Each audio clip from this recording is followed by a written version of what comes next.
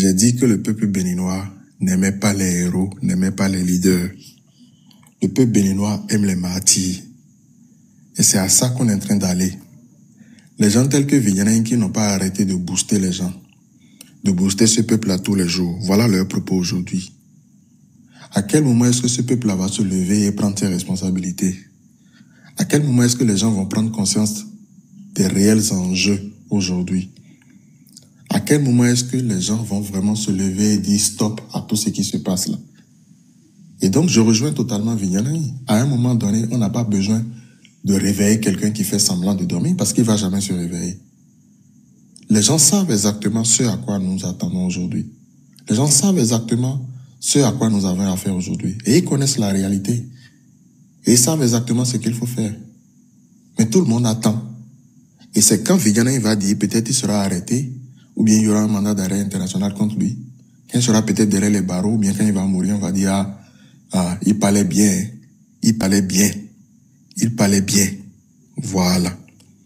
Donc il est important que le peuple lui-même réfléchisse et prenne conscience des enjeux qu'il y a en face aujourd'hui. Parce qu'il faut arrêter de déléguer son combat aux autres.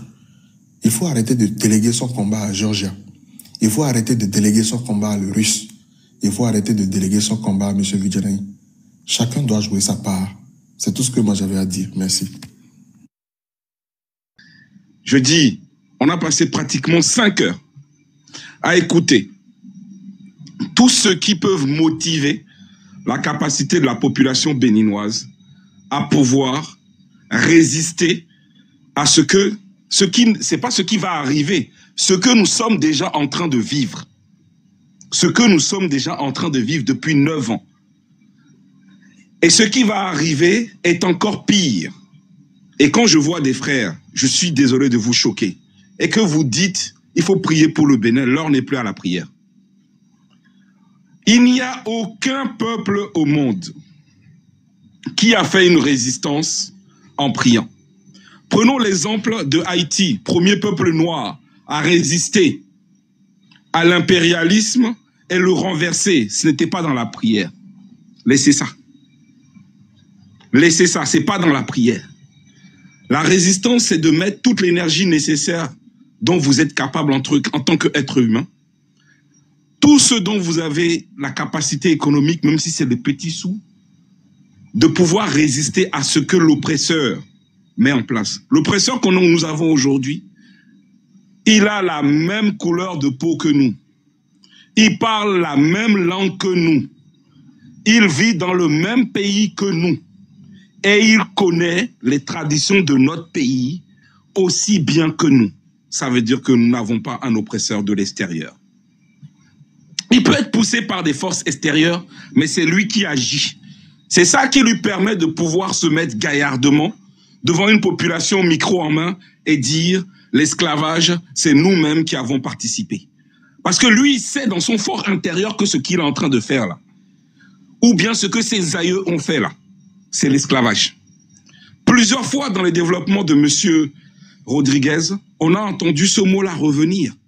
Si vous acceptez cela, c'est que vous acceptez d'être des esclaves consentants. Acceptez. C'est pas comme nos grands-parents. Hein. Nos grands-parents n'ont jamais accepté. Ça, faut pas dire ça.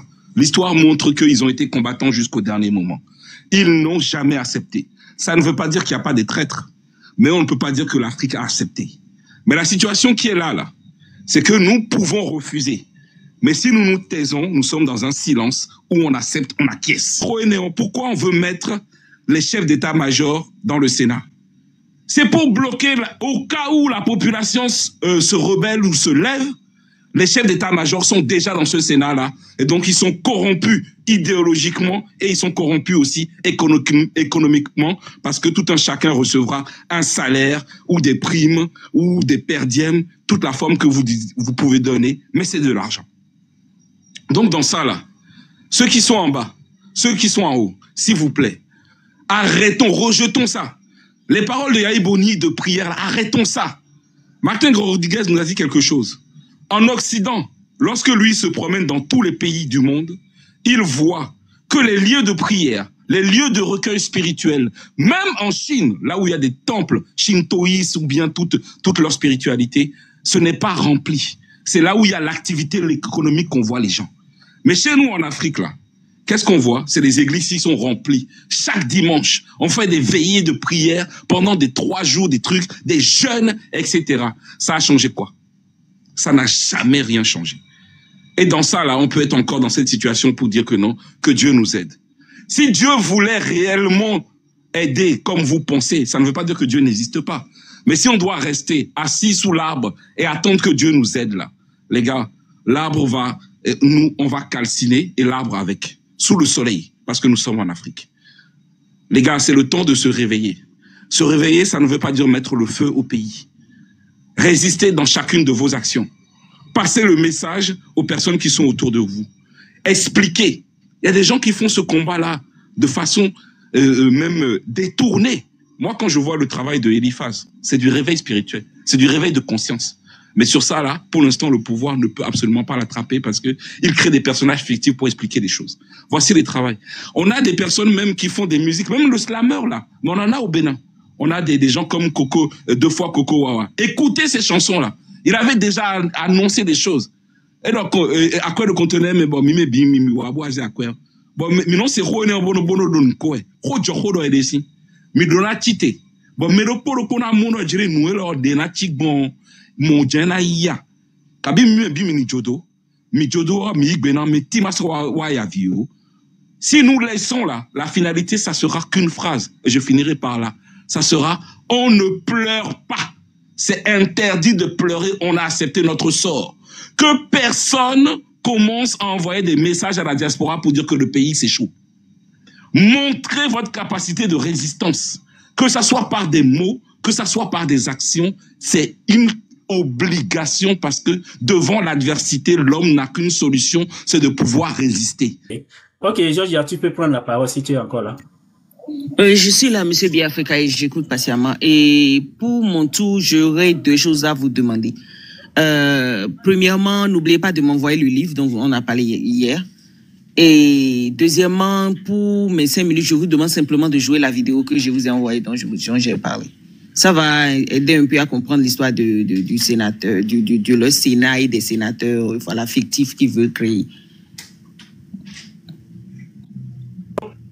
Vous l'avez? Oui, j'ai ça sous la main. Je vais laisser le prochain tour de parole et puis le temps de préparer ça. Et comme ça, je vais jouer après la prochaine intervention. Oui. Sinon, j'ai pas une question particulière. Ok, c'est bon. Juste, oui, ça marche. Ok, je ne sais pas si Oba est toujours avec nous. Oba, est-ce que tu es là? Ok, peut-être Oba dort déjà. Ok. Oui. Ok. Pro Black, tu peux prendre la parole, oui. D'accord. Merci Biafrika. Merci beaucoup pour le travail, ce travail immense que tu abat dans la communauté et que tu trouves toujours le bon moment de nous amener des personnes capables de nous édifier, de continuer à mobiliser, à gangariser un peu la troupe. Merci beaucoup pour le travail et que les membres de nos ancêtres puissent quand même te donner cette force et nous donner tous la force nécessaire de continuer à faire ce travail parce que c'est un travail extrêmement ingrat. Et pour ma conclusion, Zoa, tu te rappelles que le live que nous avons fait aujourd'hui tournait autour de ce sujet justement pour que comment les mêmes, on prend les mêmes, on les recycle pour continuer toujours à engraisser une minorité, à breuver une minorité. Et à quand le réveil de nous qui sommes assujettis à ce système? À quand notre réveil pour enfin changer ce système et ne plus continuer à faire de culte de personnalité, mais plutôt penser à un système fort capable de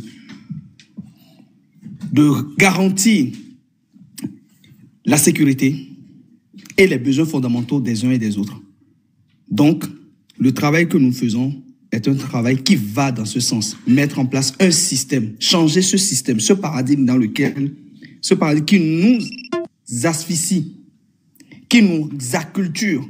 Parce que quand nous avons tout perdu, qu'est-ce qui nous reste? C'est notre culture. Mais on n'a même pas cette culture-là. Quelle est la culture aujourd'hui que nous pouvons dire que nous avons aujourd'hui? Nous n'en avons pas. Je suis désolé. Donc, chers frères et sœurs, merci à vous tous pour le travail et continuons. Soyons résistants dans l'âme. Résister ne veut pas dire être un destructeur. Résister, c'est un apporteur de solutions. Parce que nous apportons une solution à un système qui nous asphyxie tous. Et un système qui continue d'abreuver simplement une minorité au détriment de la masse. Et cette masse, c'est vous et moi. Et si nous voulons changer véritablement les choses, c'est notre prise de conscience et c'est ce réveil, cette résistance dans l'âme que nous devons avoir pour changer le système. Merci Biafrica, merci à vous tous. Merci à tout le panel. Ok, merci beaucoup. Avec la trêve politique, cela veut dire qu'après les prochaines élections, donc jusqu'en 2031, on peut interdire complètement le débat politique. Tout le monde doit soutenir le pouvoir qui sera là en place. Donc c'est là où on s'en va avec l'illusion. Biafrica. Oui, mais Biafrica, est-ce qu'il y a une session pour la diaspora? Est-ce que le Sénat prévoit la diaspora? C'était juste, là, il se fout de nous, en fait. Mais quand la diaspora, qui vous connaît? Qui connaît la diaspora? Vous êtes qui? Qui vous connaît? Oh. Vous êtes donc, si on avait parlé de diaspora, tu allais espérer quelque chose de bon de ce projet. Non, Biafrica, donc c'est un peu à la Togo dévoilé, voilé quoi. C'est un peu à la Togo. C'est un peu à la Togo voilé. Absolument, ouais, c'est le Togo. C'est l'inspiration du Togo. Ah non, ils sont très forts. Comment il s'appelle? Attendez. Alain Foucault. Non. Ton travail est passé par là. Ton inspiration est passée par là. Ok, c'est ça. C'est là où on allait maintenant. Ok, Patriote 2.0 en 3 à 5 minutes. Si vous avez des éléments encore à ajouter à ce live, vous pouvez prendre la parole. Ben, merci, monsieur Biafrica. J'aimerais juste ajouter que, vous savez, le peuple béninois, malheureusement, ne veut pas de héros, ne veut pas de leader. Le peuple béninois, malheureusement, ne veut que des martyrs. Et ça, il faut arrêter un peu avec les martyrs. Parce qu'il faut déjà arrêter de confier son combat à des gens. La résistance dont nous parlons, ce n'est pas la résistance de Azanaï. Ce n'est pas la résistance de Kémy Séba. Ce n'est pas la résistance de Georgia. Ce n'est pas la résistance de M. Zora. Ce n'est pas la résistance de telle ou de telle personne. C'est la résistance de tout le peuple béninois. Enfin, de tous ceux-là qui aspirent à la démocratie et à la liberté. Et au bonheur, bien sûr, de chacun et de tous. D'un Bénin meilleur. Parce que nous savons que c'est de la contradiction, c'est de la compétition. C'est quand tous les esprits sont présents qu'on arrive à discuter et à trouver de meilleures solutions. Donc, la résistance dont il s'agit, c'est tout le monde. J'aimerais rejoindre M. Zora dans son développement quand il dit, effectivement, la résistance, c'est pour la vendeuse de tomates. C'est pour le conducteur de Topa Topa. C'est pour le zémidian. C'est pour le mécanicien, c'est pour le soudeur. C'est pour le cadre au ministère des Finances. C'est pour le médecin. C'est pour tout le monde. C'est pour le gars de Tchaourou. C'est pour le gars de Ouida. C'est pour la dame de Soava. C'est pour chaque Béninois. Et donc, chacun de nous a son rôle à jouer. Que les gens attendent tout simplement les mots d'ordre des leaders. Parce que forcément, dans tout mouvement, il y a des leaders. Et j'aimerais rassurer chacun et tout le monde ici. La résistance se basera sur tous les moyens légaux que lui offre la loi. Parce que nous avons tendance à entendre que oui, les gens veulent incendier le pays. Les gens veulent vandaliser. C'est faux. C'est un faux narratif que les gens sont en train d'inventer. Mes propos sont clairs. La résistance se basera sur tous les moyens légaux que lui offre la loi. Merci. Ok, merci beaucoup, Patriote. Donc, Africain, pardon, oui. C'est juste une petite phrase. En fait, les moyens légaux, c'est rien que la constitution de notre État. Parce que c'est là que les moyens légaux sont pour nous. Tout le reste là, c'est du verbiage. Notre constitution, c'est ça le moyen légal que nous avons aujourd'hui pour pouvoir résister. Merci. Merci beaucoup. Et avant de donner la parole à Monsieur le Russe, je voudrais peut-être m'excuser auprès de tous les amis qui ont fait les demandes, qui n'ont pas pu monter. Donc, ça arrive parfois comme ça. J'avais plus d'une trentaine de demandes, mais on n'a pas pu accepter tout le monde. Donc, on aura l'occasion de faire d'autres lives où chacun, on peut revenir même à analyser tout ce qu'on a entendu ce soir. Donc, on aura d'autres occasions pour pouvoir échanger. Mais ce soir, la priorité, c'est vraiment à l'invité de lui laisser assez de temps pour parler, pour faire passer son point de vue. Donc, c'est pour ça que j'ai limité le nombre de personnes qui ont accès à ce panel ce soir. Donc, toutes mes excuses pour ceux qui ont fait les demandes, qui n'ont pas pu monter. Et merci à tous ceux qui ont fait les cadeaux. Ces cadeaux ont permis d'accompagner le live, ceux qui se sont abonnés, les nouveaux abonnés. N'oubliez pas que vous pouvez retrouver la vidéo de ce live sur ma chaîne YouTube Biafrica Web TV. Le lien est dans la bio TikTok. Peut-être un dernier mot. Comme on est à la fin du mois, peut-être si je me permets, on a notre plateforme Facebook Biafrica Web TV. On a quand même eu près de 12 millions de visionnements ce mois-ci. Donc, si vous êtes plus actif sur Facebook, vous pouvez vous abonner là-bas aussi. Donc, ce mois aussi, on a eu comme environ 3 millions de visionnements sur YouTube et environ 2 millions sur TikTok. Donc, si on met le tout ensemble, on dépasse dans les 15 millions, entre 15 millions et 20 millions de visionnements. Donc, c'est le bon endroit pour venir faire passer votre point de vue si la situation du pays vous préoccupe. Donc, on vous acceptera volontiers. Ok, le Russe, tu peux prendre la parole. Bien, Africa, qu'est-ce qu'il faut dire qu'on n'a jamais dit? Je profite pour rendre quand même hommage à mes camarades de premières heures. Je veux parler du patriote, Monsieur Conscience, avec qui nous avions commencé dès le début ce chemin, petitement, à dénoncer, et avec tous les risques que nous avions pris depuis ce temps jusqu'à présent. Et pourtant, l'histoire continue de nous donner raison. Je sais que Patriote va sourire quand je vais commencer à parler de cette histoire que j'aime tant. Je vais parler de l'histoire de ce pasteur allemand du nom de Martin Demer. Un pasteur qui s'était opposé au nazisme au moment où Hitler faisait rage.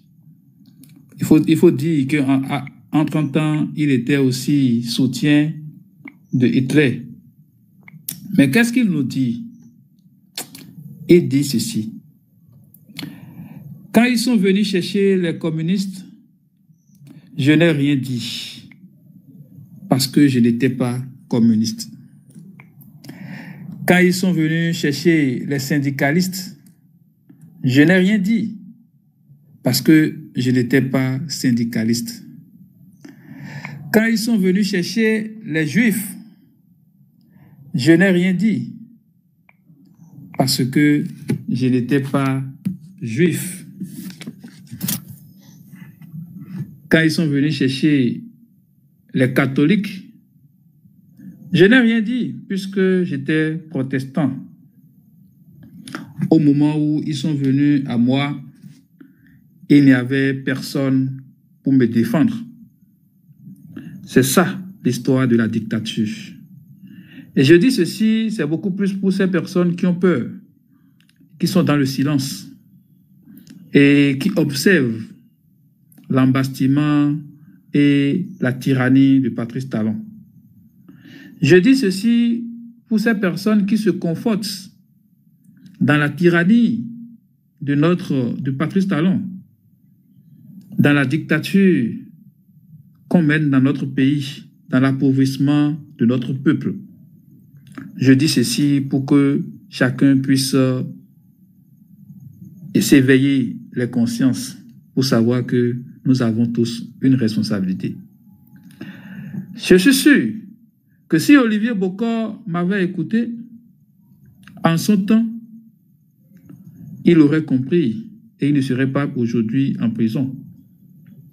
Mais puisque le Russe n'est personne, puisque nous sommes des jeunes qu'on prétend être des désœuvrés, qui n'ont rien à faire, des fous, qui n'ont rien à faire et qui viennent vociférer sur TikTok, comme ils pensent que nous ne sommes pas importants, personne ne nous écoute. À ceux-là qui restent encore dans la servitude de cette dictature qui se renforce de jour en jour, rappelez-vous l'anecdote de notre frère Komi Kouché, qui nous disait en substance que la dictature, c'est comme le système de freinage. Lorsque ça finit par bouffer le patin, ça s'attaque à la roue. Et c'est exactement ceci. Donc, que vous soyez clébés, que vous soyez patriotes, que vous soyez citoyens libres, je pense qu'il est temps que chacun puisse reprendre sa souveraineté en main, son destin en main. Ce pays nous appartient à nous tous. Et le contrat social qu'on a eu à faire, que nos pères ont eu à faire en 1990, avec la conférence des forces vives de la nation, dans ce contrat social nous donne le droit et même le devoir de défendre notre patrie lorsque nous sommes confrontés à un quelconque coup d'État, coup de force, que ce coup de force soit militaire ou institutionnel. L'article 66 de notre Constitution nous demande de nous lever comme un seul homme et de défendre notre patrie de manière pacifique, conformément à notre Constitution. N'attendez pas qu'un Dieu descende du ciel pour nous délivrer. N'écoutez pas ces messages, ces discours défaitistes de certaines de nos autorités qui préfèrent aller à des retraites sanitaires qu'au lieu d'affronter le problème.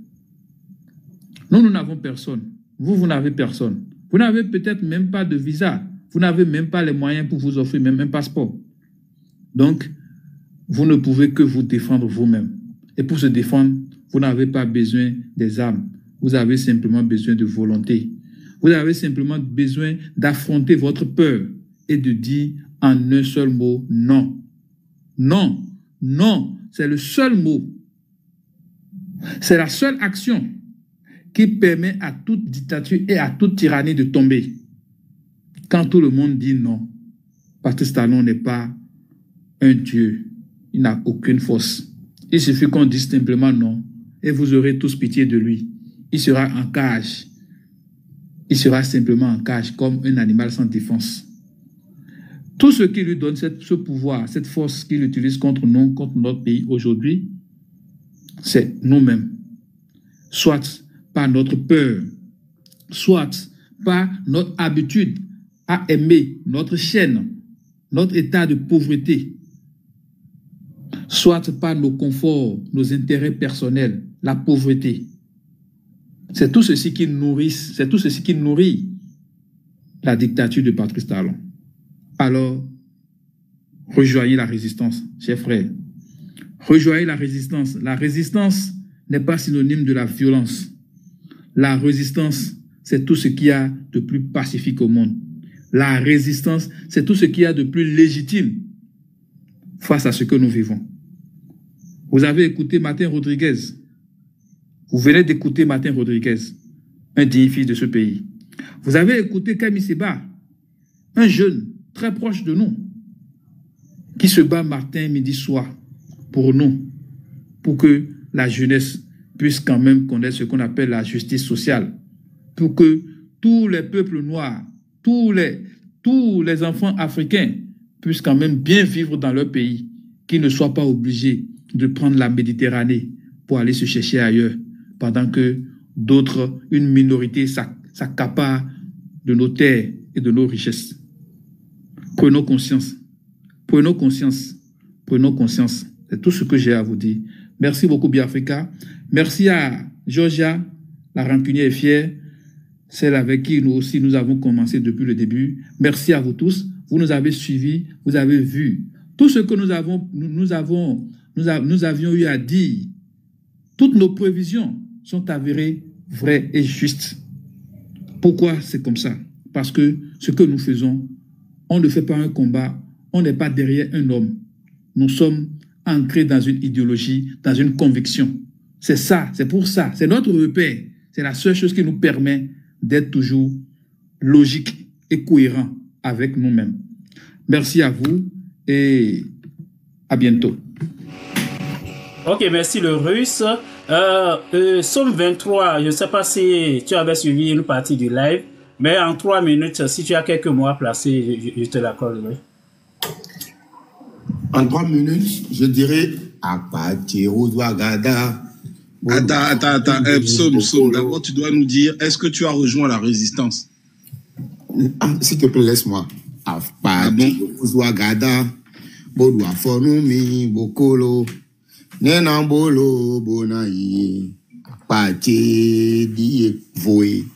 C'est pour dire que la situation est catastrophique et chaotique. C'est juste pour dire que j'étais résistant depuis longtemps. J'avais juste pensé qu'on pouvait aller aux élections, qu'on pouvait faire quelque chose. J'avais pensé que l'œil de la conscience, dont parlait le professeur Albert Evo Edrey dans son rapport de fin lors de la conférence des forces, j'avais pensé que cet œil de la conscience s'était allumé dans notre nuit de honte depuis fort longtemps. Hélas, hélas, hélas. Mais comme j'ai le droit de me tromper aussi, je l'admets, nous nous sommes tous trompés.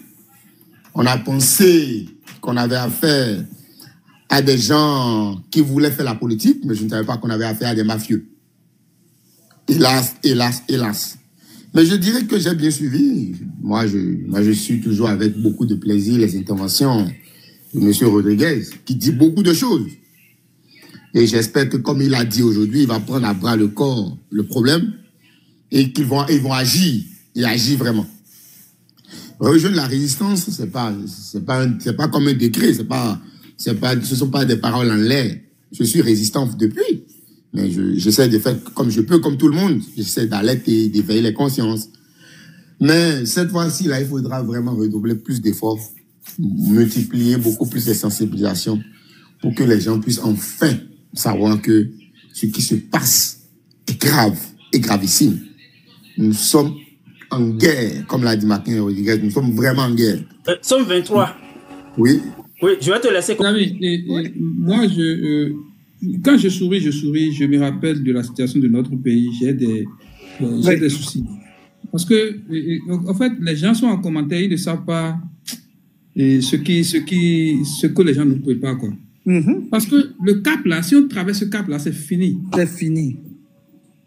Si jamais on baisse les bras, on ferme les yeux, on traverse ce cap là, on a la révolution de la Constitution avec ce Sénat là, c'est fini pour notre pays à jamais. C'est fini. Et nous là, on ne peut plus traverser nos frontières. Même si c'est de manière terrestre. Même si c'est de manière terrestre, je vous dis. Donc, si on ne mobilise pas nos forces pour prendre nos responsabilités, prendre les taureaux par les cornes, c'est-à-dire s'il faut même, en fait, priver nos familles qui sont au pays d'argent qu'on leur envoie, leur priver pour dire, tant que vous ne vous levez pas, Vous ne pouvez pas avoir... Parce que nous, c'est-à-dire, nous mettons notre vie en danger à chaque seconde quand nous sommes ici. Tant que... Il faut qu'on trouve la formule. La formule, on doit trouver la formule.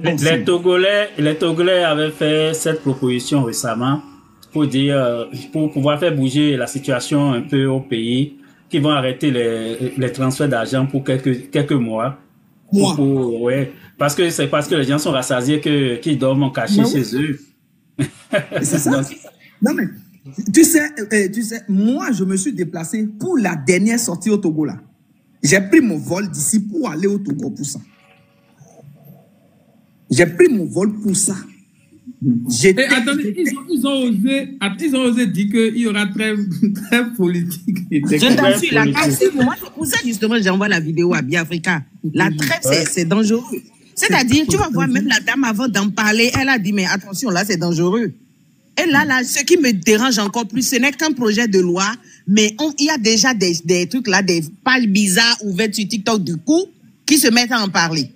Tu vas voir que c'est fait exprès en fait pour. Tu vas voir que c'est en quelque sorte, c'est genre et fait mais quoi, il y a une main derrière. On ne peut pas me dire que c'est juste un député qui a proposé la chose. Les députés, ils en ont proposé des tas. Mais pourquoi il n'y a pas si c'est vous voyez un peu ce que je dis? Non, c'est une révision totale de la Constitution. Et s'il vous plaît, les députés qui auront voté cette loi, cette révision, non, va rester.